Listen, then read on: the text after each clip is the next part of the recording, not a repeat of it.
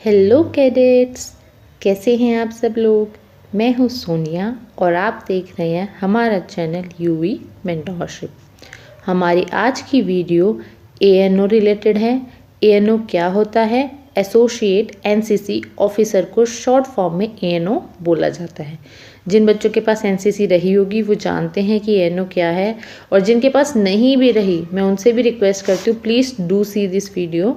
ठीक है, ये जो वीडियो है ये 2 ड्रीम जॉब इन 1 लाइफ के ऊपर है। ठीक है, आप कोई भी 2 जॉब दोनों ही गवर्नमेंट होंगी और दोनों को ही साइमल्टेनियसली कर सकते हैं। ये सिंगल ऐसी जॉब है जिनको आप साइमल्टेनियसली कर सकते हैं। नहीं तो फॉर एग्जांपल एक्स सर्विसमैन अगर आप होते हैं तो आफ्टर द जॉब आप दूसरी गवर्नमेंट जॉब चूज़ कर सकते हैं, बट इसके अंदर आप लेक्चरर होते हुए या फिर किसी स्कूल के टीचर होते हुए भी एएनओ बन सकते हैं। सो टीचिंग प्लस यूनिफॉर्म, कितना अच्छा कॉम्बिनेशन है ना। सो 2 ड्रीम जॉब्स आपकी, आप टीचिंग भी करना चाहते हैं और आपको यूनिफॉर्म भी बहुत अच्छी लगती है। वो होता है ना, पेरेंट्स कई बार हमें आर्मी ज्वाइन नहीं करने देते फॉर सम सर्कमस्टेंसेस। सो आप क्या करेंगे? ओके मैं टीचर बन जाता हूँ, एंड देन टीचर बनने के बाद भी आपको यूनिफॉर्म मिल रही है। ठीक है, तो इससे अच्छी अपॉर्चुनिटी नहीं हो सकती कि आपको 2 ड्रीम जॉब एक ही लाइफ में मिल जाए, एक ही प्रोफाइल में मिल जाए। ठीक है, तो वो एसोसिएट एनसीसी ऑफिसर कहलाता है जो किसी गवर्नमेंट कॉलेज या गवर्नमेंट स्कूल में टीचर या लेक्चरर के साथ साथ एक एनसीसी का ऑफिसर भी होता है। ठीक है, आर्मी की रैंक मिलती है उसे, लेफ्टिनेंट, कैप्टन एंड मेजर वाली। तो स्टार्ट करते हैं, कैसे बन सकते हैं, ये अपॉर्चुनिटी हम कैसे ग्रैब कर सकते हैं। Let's start the video. देखिए, सबसे पहले हु इज़ एएनओ। एएनओ होता क्या है, मतलब what is associate NCC officer, क्या काम करता है और इसकी ज़रूरत कॉलेज में क्यों पड़ी, स्कूल में क्यों पड़ी। वहाँ तो बच्चे स्टडी करने के लिए जाते हैं। So let's see, the associate NCC officer ANO is an essential link between cadets and defense service personnel in school and colleges। School और कॉलेजेस में एनसीसी को बनाने का जो मोटिव था इन पास्ट हिस्ट्री, वो ये था कि वो डिफेंस में हेल्प कर पाएँ। जब भी डिफेंस पर्सनल्स को किसी हेल्प की ज़रूरत, लाइक कोई आपदा आ जाए, डिज़ास्टर आ जाए, तो एनसीसी कैडेट्स को भी हेल्पिंग हैंड की तरह बुलाया जा सके। तो एक तरीके से आफ्टर द डिफेंस जिसे कंसिडर किया जाएगा, सिविलियन से पहले वो एनसीसी कैडेट्स होंगे। तो ऑफकोर्स अगर एनसीसी कैडेट्स कहीं ना कहीं इनडायरेक्टली उनकी जो ट्रेनिंग है वो डिफेंस सर्विसेज से जुड़ी हुई है, तो उन्हें ट्रेन करने के लिए भी किसे आना पड़ेगा? डिफेंस पर्सनल्स के जो जेसीओ एनसीओज जो आर्मी में होते हैं उन्हें आना पड़ेगा ट्रेन करने के लिए। ठीक है, बट उनकी एक ऑलरेडी अपनी एक जॉब है। ठीक है, वो उसे छोड़कर नहीं आ सकते, उनकी डेली कुछ ड्यूटीज़ होती हैं, तो वो समटाइम्स आ सकते हैं ऑब्जर्व करने के लिए, कुछ टीच करने के लिए, कुछ ट्रेन करने के लिए। तो जो एनसीसी कैडेट स्कूल और कॉलेज लेवल पर होते हैं उनकी अब्सेंस में, फॉर एग्जांपल वो मान लो सैटरडे संडे को ही आते हैं बच्चों को परेड कराने के लिए, कुछ इंस्ट्रक्शंस देने के लिए, और उसके अलावा जो 4 to 5 डेज होते हैं वीक में, उन्हें कौन हैंडल करेगा? एनसीसी कैडेट्स को। उनकी क्वेरी कौन सॉल्व करेगा? उन्हें एनरोल कौन करेगा? ये काम होता है एसोसिएट एनसीसी ऑफिसर का। ओके, और एसोसिएट एनसीसी ऑफिसर कोई ऐसा इंसान होना चाहिए जो उसी कॉलेज में हो, रहता हो, 24 घंटे अवेलेबल हो। सो कौन हो सकता है ऐसा? लेक्चरर्स। अवर लेक्चरर्स, हम जब तक कॉलेज या स्कूल में होते हैं, हमारी छुट्टी होती है, उसके बाद हमारे लेक्चरर्स और टीचर्स जाते हैं, तो वही है जो वहाँ पर अवेलेबल है हमारी हर क्वेरी के लिए। तो क्या किया एनसीसी ने अपना एक ऑफिसर अपॉइंट कर दिया हर एक कॉलेज और स्कूल में। ठीक है, उसे एएनओ कहा जाने लग गया। तो वो क्या होगा? टीचर की जॉब भी उसने नहीं छोड़ी, ना ही उसने लेक्चररशिप छोड़ी, और वो ऑफिसर बन गया। और ऑफिसर भी किस रैंक का? लेफ्टिनेंट, मेजर एंड कैप्टन की रैंक का। ओके, उन्हें भी वो स्टार और यूनिफॉर्म और वो रिस्पेक्ट मिलेगी जो एक इंडियन आर्मी ऑफिसर को मिलती है। सो हो गई ना ये dream job. So now let's start, how can I became an ANO in NCC. अब स्कूल में बहुत सारे टीचर होते हैं, ऑफकोर्स एक स्कूल की बात करें तो 24 to 25 टीचर्स हैं, कॉलेज में 30 to 35 लेक्चरर्स होते हैं। सो एक ही इंसान को अगर बनना है तो वो कैसे बन सकता है? कोई पार्शलिटी नहीं होती, प्रॉपर प्रोसेस होती है कैसे बनते हैं। सो आपके मन में डाउट्स आएंगे, how can I became an ANO in NCC.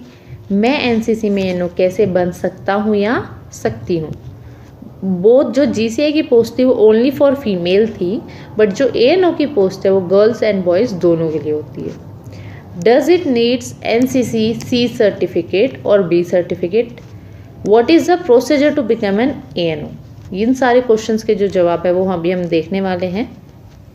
सबसे पहले हम देखेंगे ANO को शैक्षणिक संस्थान के शिक्षण कर्मचारियों से चुना जाता है, मतलब जो भी इंस्टीट्यूशन है जिसमें वो लोग टीचिंग कर रहे हैं उन्हीं से उनको चुना जाएगा, कोई बाहर वाला नहीं बन सकता है। ठीक है, 2 कंडीशन होनी चाहिए, आपके कॉलेज में NCC होनी चाहिए, ठीक है, और आप वहाँ के फैकल्टी होने चाहिए। ठीक है, he will be commissioned into NCC and became a part time officer after completing the pre commission course. और अगर उसको सिलेक्ट कर लिया जाता है तो वो क्या करेगा, NCC का में कमीशन हो जाएगा। और एक कोर्स होता है PRCN जिसे बोला जाता है pre commission course, part time officer course होता है एक तरीके से, जो कि OTA ग्वालियर और OTA कामठी में किया जाता है। OTA कामठी में for boys, OTA Gwalior for girls. तो वहाँ पर भेज दिया जाता है फिर उन्हें ट्रेनिंग के लिए। बट इसके बीच की प्रोसीजर क्या है वो देखते हैं आगे की वीडियो में। देखिए प्रोसीजर ये है, first point, any school, college, permanent physical teaching instructor, PETs, sports officer, librarians, principal, headmaster will submit a personal application for initial appointment as caretaker of the NCC. Okay, hope you understood. ये क्या कहने चाह रहे हैं कि कोई भी school, कोई भी कॉलेज में permanent teacher, physical teaching instructor भी हो सकता है, जैसे कि हम PET भी कहते हैं, स्पोर्ट्स टीचर भी हो सकता है, कोई लाइब्रेरियन भी हो सकते हैं, हमारे हेडमास्टर, वाइस प्रिंसिपल भी हो सकते हैं।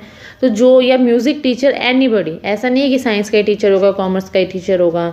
तो आपके स्कूल या कॉलेज में अगर NCC है और आप वहाँ पर फैकल्टी हैं तो आप अप्लाई कर सकते हैं।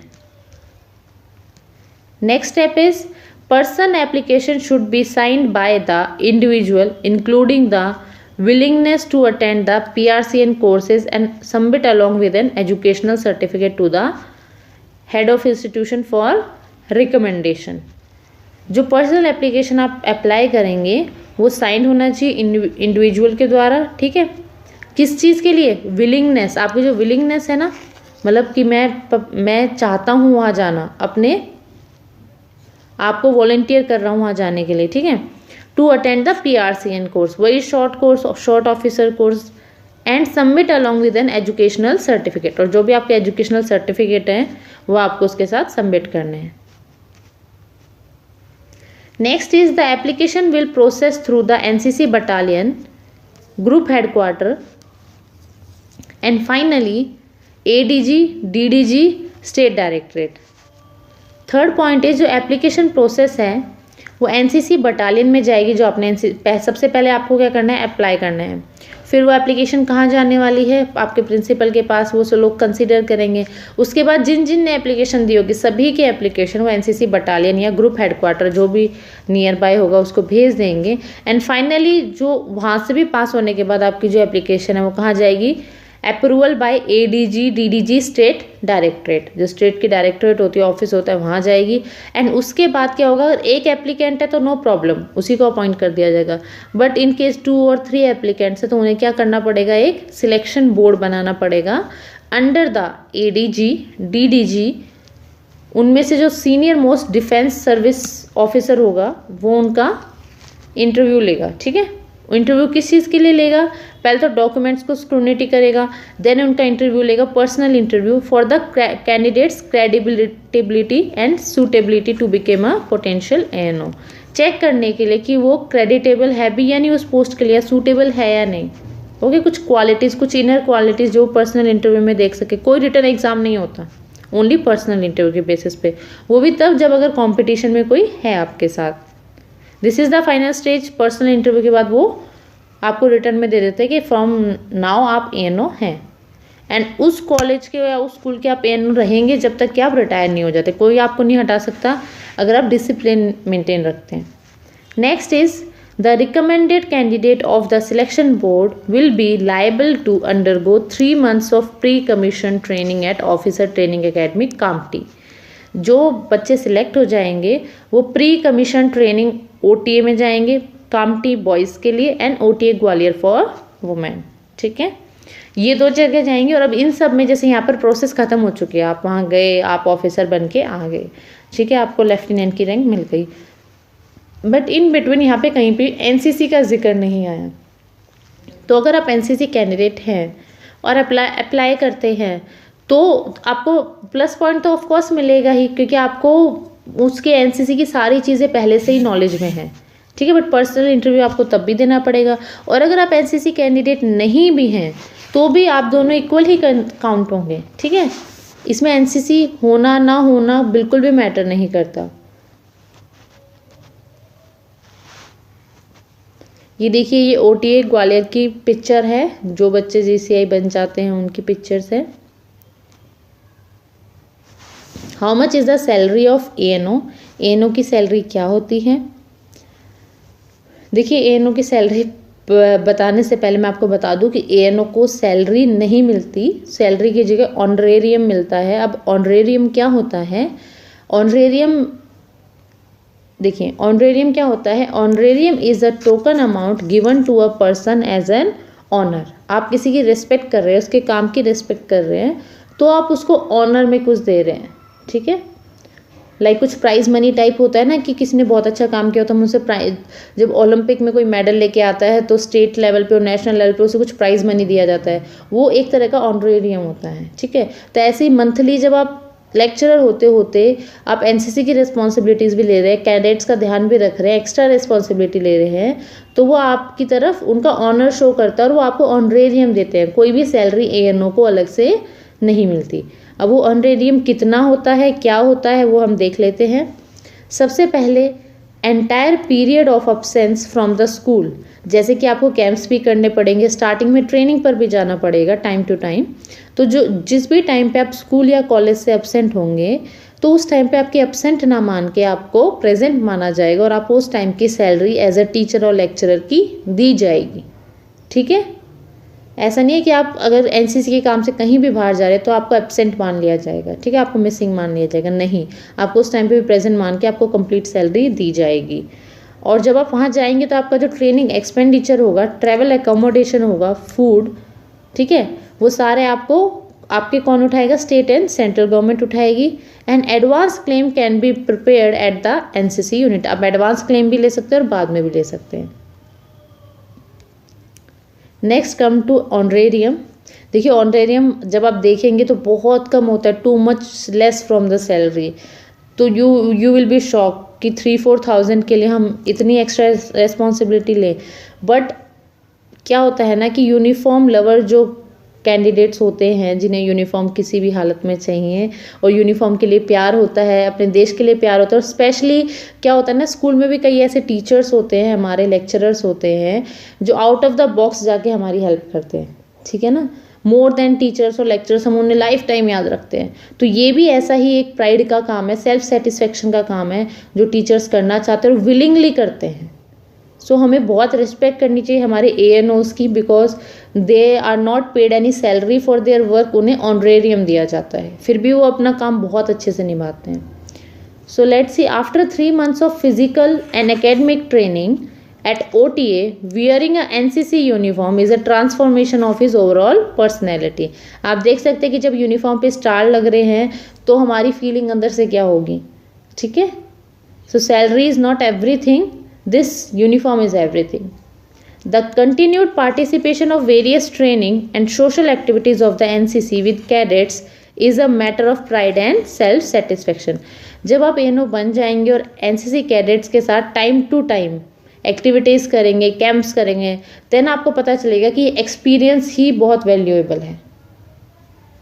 Due to the introduction of compulsory NCC training and non availability of JCO NCO, जो मैंने आपको स्टार्टिंग में बताया कि आर्मी के जो जेसीओ और एनसीओ हैं वो नॉन अवेलेबल रहते थे हमेशा ट्रेनिंग के लिए, तो कोई तो चाहिए था हैंडल करने के लिए कैडेट्स को, तब एएनओ की पोस्ट बनाएंगे। ठीक है, एएनओ क्या होता है? The volunteer teaching staff of the school college who are keen and motivated, of course motivated होना चाहिए, ठीक है, enough to undertake the noble task, here you can read ना, noble task of nurturing the youth। Youth के लिए जब आप कुछ करने की इच्छा रखते हैं तो आपको एएनओ बिल्कुल बनना चाहिए।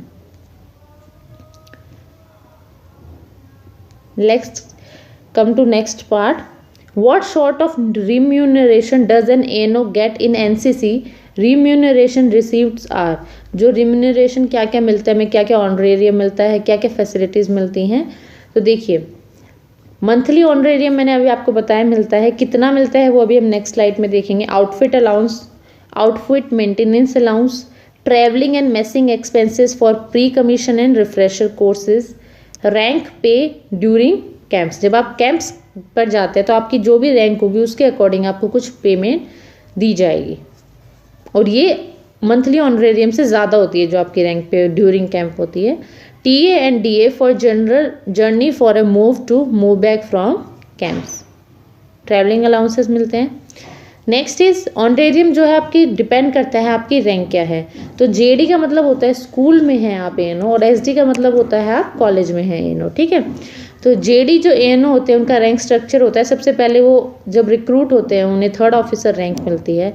आफ्टर 5 to 6 ईयर वो 2nd ऑफिसर बन जाते हैं. आफ्टर दैट वो 1st ऑफिसर बनते हैं. Last rank is chief officer. Similarly for SD ANO rank structure is, आप जैसे ही आपने ट्रेनिंग पीआरसीएन की जो ट्रेनिंग थी, pre service short commission complete किया, आप लेफ्टिनेंट बनते हैं. आफ्टर दैट सम टाइम आप कैप्टन बनते हैं, एंड आपकी जो लास्ट प्रमोशन होती है वो मेजर की होती है. अब ऑनरेरियम कितना मिलता है? लेफ्टिनेंट को ऑनरेरियम जो मिलता है वो 2000 पर मंथ मिलता है, अकॉर्डिंग टू उनकी लेक्चरशिप की सैलरी और उस टाइम पर जो भी लेवल पे कमीशन चल रहा हो उसके अकॉर्डिंग ये थोड़ा सा ऊपर नीचे हो जा सकता है. जैसे 2000 से 3000 हो सकता है, उससे ज़्यादा नहीं. ठीक है. लेफ्टिनेंट की 2000 per month, captain is for 2500 per month, major 3000 per month. Next है जेडीओ की स्कूल लेवल पे आपको, अगर आप 3rd ऑफिसर हैं तो 1800 पर मंथ, 2nd ऑफिसर हैं तो 2000 पर मंथ, 1st ऑफिसर हैं तो 2200 पर मंथ, चीफ ऑफिसर है तो 2500 पर मंथ. ठीक है. Next is during the camp. अगर आप रैंक पे is paid during the camps, आपने बच्चों के साथ कोई कैंप अटेम्प्ट किया है तो जो स्कूल लेवल पे है आपको जो 3rd ऑफिसर को मिलेगी वो 6500 पर मंथ, 2nd ऑफिसर को 8800 पर मंथ, 1st ऑफिसर को 10800 पर मंथ, और चीफ ऑफिसर को 13200 पर मंथ. और ये इंक्लूडिंग आपको ऑनरेरियम है. अब एसडी पर आ जाते हैं. एसडी के एएनओ को जो रैंक पे होती है वो लेफ्टिनेंट को होती है 16000 पर मंथ, कैप्टन को 18600 पर मंथ, एंड मेजर को 22600 per month. That's all about honorarium and rank पे ऑफ एनसीसी एएनओस. ठीक है. अभी ये चीज़ें ख़त्म हो गई हैं कि क्या सैलरी हो सकती थी, कैसे बनते हैं. आफ्टर ऑल दिस, अगर किसी को भी एएनओ बनने का मौका मिलता है तो बिल्कुल बनिएगा, और ये बहुत ही प्राइड की बात होती है जब आपके शोल्डर्स पे स्टार्स होते हैं. It's not easy to get them. और अभी सबसे इम्पॉर्टेंट मैसेज मेरे को आप सबको देना है, वो ये इम्पॉर्टेंट मैसेज है कि आपको जो भी डाउट्स अभी एएनओ से रिलेटेड रह गए हैं, ऑफकोर्स होंगे डाउट्स, वीडियो देखने के बाद भी आते, हो सकता है कि मैं कुछ कलेक्ट ना कर पाई हूँ माइंड में. सो अगर आपको कुछ भी डाउट्स आते हैं आप कमेंट सेक्शन में ना कमेंट करेंगे, एंड आफ्टर दैट मैं बहुत ही जल्दी विदिन 1 or 2 days आपके जो कमेंट्स हैं वो उन सब का एक कंपाइलेशन बना के जो रियल में हमारे साथ जो एएनओ रहते हैं उनसे बात करके आपके सारे डाउट्स लाइव क्लियर करा दूंगी. ठीक है. जो भी डाउट्स है आपके, जो भी डाउट्स है आप कमेंट सेक्शन में या टेलीग्राम चैनल पर बिल्कुल पोस्ट कीजिएगा. आपके पास 24 आवर्स और 1 से 2 दिन का टाइम है, आप बिल्कुल पोस्ट कीजिए, और उसके बाद मैं उनसे आप लाइव आपको लाके और उनसे क्वेश्चंस के आंसर्स दिलवाऊंगी. ठीक है. ट्रांसफ़र पॉलिसी एंड रिस्पॉन्सिबिलिटीज़ के बारे में थोड़ा सा बता देती हूँ. रिस्पॉन्सिबिलिटीज़ तो जैसे मैंने बताया कि जब न्यू कैंडिडेट्स को भर्ती किया जाता है, एनरोल किया जाता है, तो एएनओ की रिस्पॉन्सिबिलिटी होती है टाइम पर उनको चीज़ें इशू करना. जैसे कि मैंने जीसीआई में बताया था कि जीसीआई एएनओ के अंडर काम करता है. ठीक है. तो उनकी ट्रेनिंग का ध्यान रखना, उनको अलग अलग कैंपिंग की इन्फॉर्मेशन देना, इंस्ट्रक्शंस देना, उनको अगर कैंप में भेजना है तो सारे डॉक्यूमेंटेशन करना. तो lots of work is there, but ऐसा कुछ नहीं है कि हैक्टिक होता है. टीचर और आप लेक्चरर भी हैं और आप एएनओ भी हैं, आप टीचर भी हैं और आप एएनओ भी हैं, तो दोनों चीज़ों को आप कैसे हैंडल करेंगे. कॉलेज सपोर्ट करता है, और ये मैं बता रही हूँ ना कि एक्स्ट्रा बर्डन वाले नहीं, आप अपनी मर्जी से वहाँ नहीं जा रहे, आप कॉलेज का ही एक काम कर रहे हैं तो वो आपको फ्री छोड़ेंगे ही. Next is transfer policy. बहुत रेयर होता है कि आपका ट्रांसफ़र हो, बट अगर होता है और अगर उस कॉलेज में एनसीसी है जिसमें आप जा रहे हैं तो ही आप वहाँ ट्रांसफ़र किए जाएंगे। इन केस मान लीजिए किसी ऐसे कॉलेज में या ऐसे स्कूल में आपको ट्रांसफ़र कर दिया, ऑफकोर्स ट्रांसफ़र होते रहते हैं, आपको ट्रांसफ़र कर दिया और वहाँ एनसीसी नहीं है, तो आप उनको एक लेटर लिख सकते हैं एनसीसी ऑफिस में कि सर मैं एक एनसीसी का ट्रेंड ऑफिसर हूँ और वहाँ जहाँ मेरे को बेचा जा रहा है वहाँ पर एनसीसी नहीं है। तो फिर वो कंसीडर बिल्कुल करेंगे कि उन्होंने किसी के ऊपर ट्रेनिंग की है, खर्चा किया है, तो आप वेस्ट तो करना नहीं चाहेंगे। तो टाइम लगेगा, मे बी 1 ईयर और 1.5 ईयर, बट आपकी जो ट्रांसफ़र है वो कैंसिल हो जाएगी। ठीक है, ऐसी जगह ट्रांसफ़र बिल्कुल पॉसिबल है कि वहाँ पर भी एनसीसी हो, बट उस केस में भी क्या होगा, वहाँ का जो एनओ है वो आपकी जगह आएगा और आप उनकी जगह जाओगे। वो भी बहुत रेयर है। क्यों? क्योंकि दोनों का जो सब्जेक्ट ऑफ टीचिंग है वो सेम तो नहीं होना चाहिए, बट जिस कॉलेज में आप जो सब्जेक्ट पढ़ा रहे हो वो होना चाहिए। फॉर एग्जाम्पल कहीं कहीं पर म्यूज़िक का फैकल्टी होता है एनओ, और वो अगर आपके कॉलेज में, और आपके कॉलेज में तो म्यूज़िक की स्ट्रीम ही नहीं है, साइंस का फैकल्टी है, वो ऐसे कॉलेज में चल जाए जो जहाँ पर साइंस की फैकल्टी नहीं है उस कॉलेज में। ठीक है, उनको चाहिए ही नहीं है, वहाँ पर स्ट्रीम ही नहीं है साइंस की। तो ऐसे कॉलेज में मतलब ऐसे जो ये ट्रांसफ़र पॉलिसी है ना, जो ट्रांसफ़र होने का मोटिव है वो बहुत कम हो जाता है यहाँ पर। ठीक है, तो अगर आप एनओ बन चुके हैं, आप ट्रेंड हो चुके हैं, तो कहीं ना कहीं आपका ट्रांसफ़र भी बहुत कम चांसेस है कि होगा। Thanks for watching the video. I hope मैं आपकी हेल्प कर पाई हूँ, और अगर आपको अभी भी बहुत से डाउट्स रह जाते हैं या कम रह जाते तो do like, subscribe and thank you for the video. And अगर ज़्यादा हैं तो do comments in the comment section.